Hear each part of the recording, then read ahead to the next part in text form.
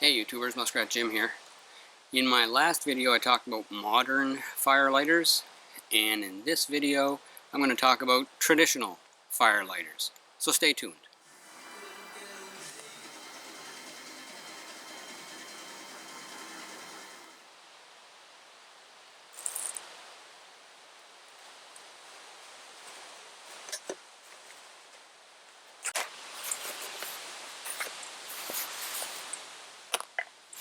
So by traditional, I mean fire lighting techniques that were used 150 years ago.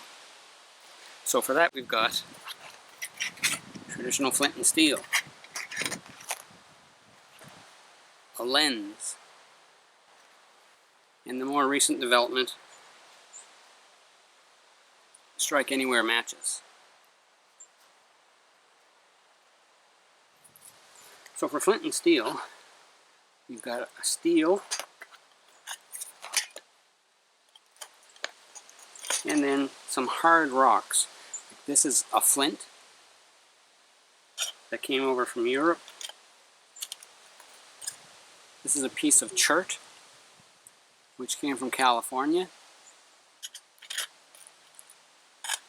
And this is a piece of granite that came from, well, Canada.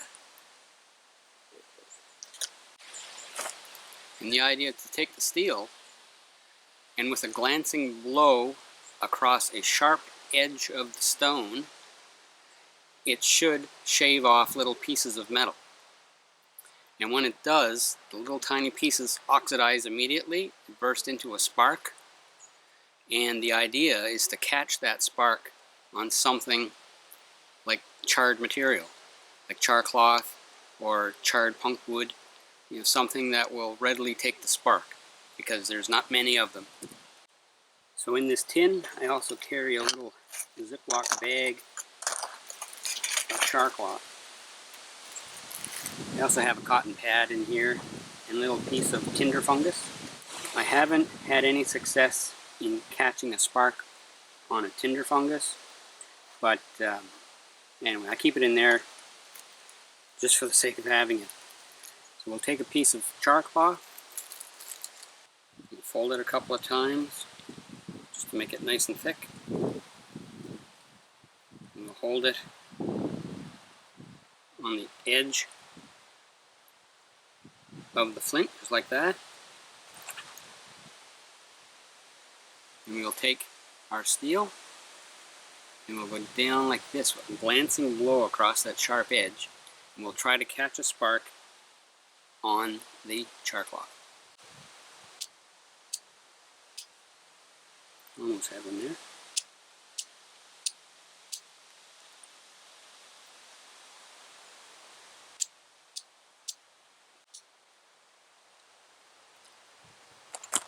Here we go. There, you can see that it's caught. It's kind of out of focus there. So with not too much of an effort, we were able to capture a spark and create an ember. And you can see it glowing there.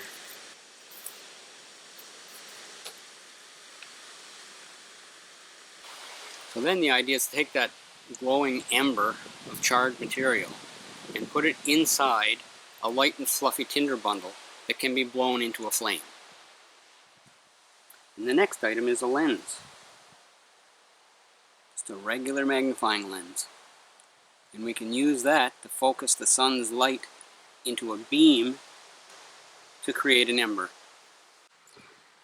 So now what I'm going to do is try to focus this beam of light from the sun into the smallest circle that I can without shaking too badly.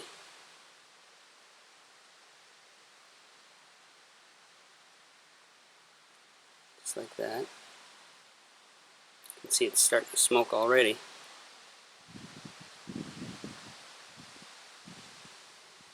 And there we have our ember.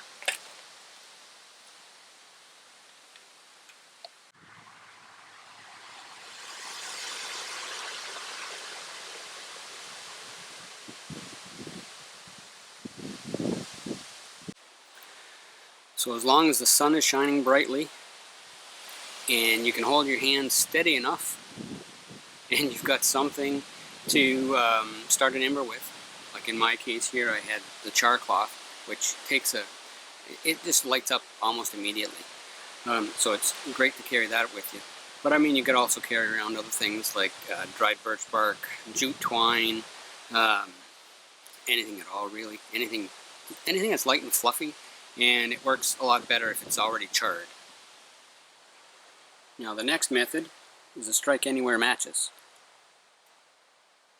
Now it's important to keep them in a waterproof case because water will prevent them from lighting. Now the thing about strike anywhere matches is that they could potentially rub against each other and ignite. So you don't want that to happen. So what I've done, you can't hear the matches rattling around in there. All you can hear is that blue jay. Anyway, what I've done to keep them from rattling is I've put a cotton ball down at the bottom of the case, and I've also put half of a cotton ball in the lid.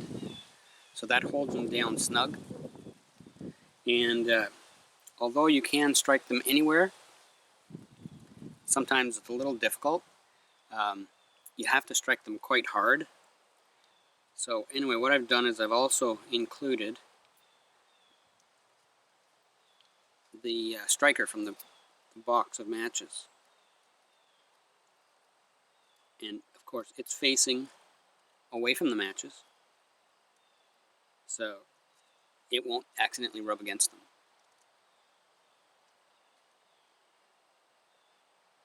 Okay, having a little trouble getting that out.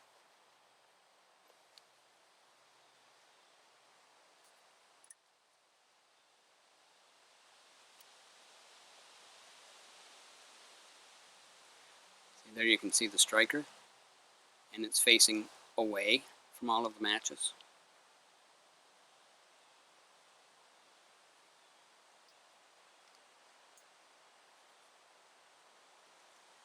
But anyway, just to demonstrate these strike anywhere matches, I'll take one out.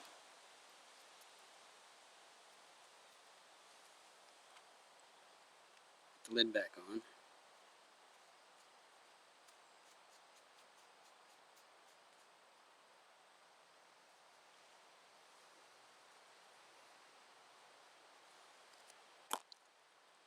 And then I'll rub the match against the jimping on this blade.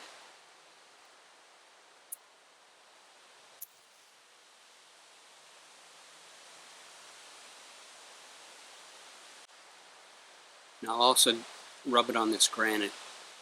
This granite is fairly rough.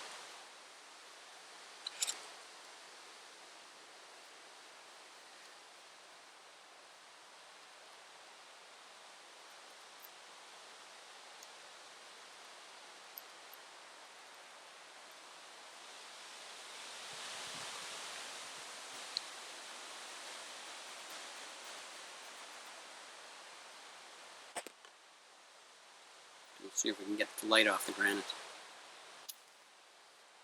There we go.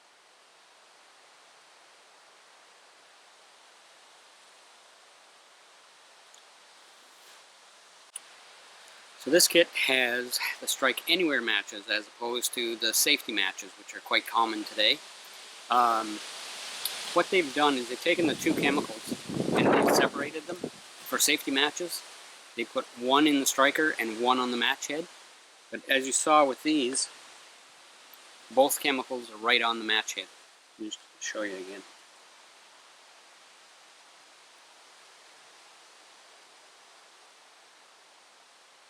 You can see there. I hope you can see that. You can see that there's two colors of chemicals there, right on the match head.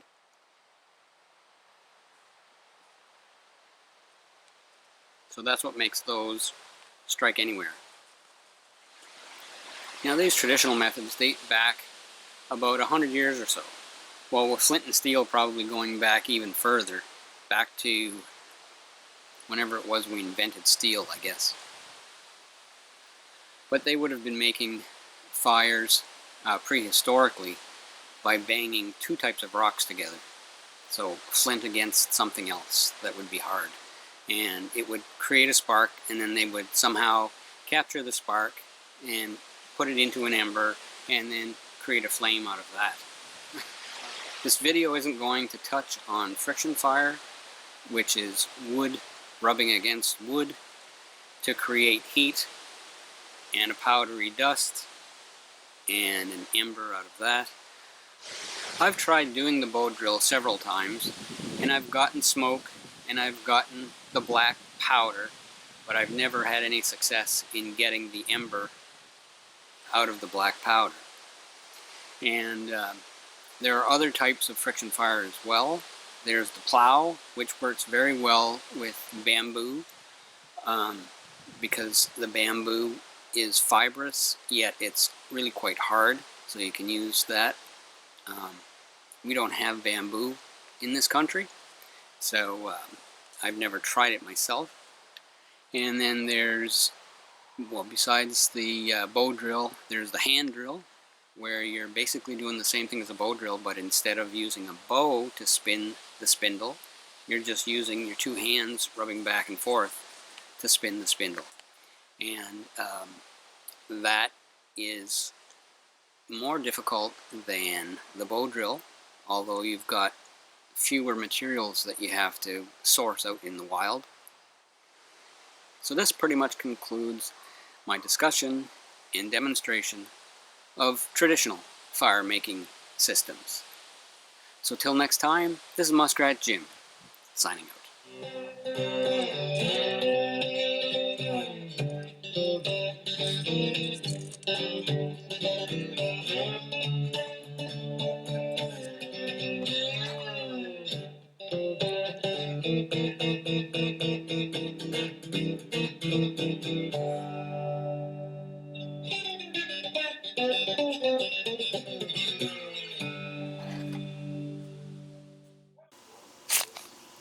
For more muskrat survival videos, be sure to like, comment, share, and subscribe. And remember to click the bell to receive notifications of newly uploaded videos on this channel.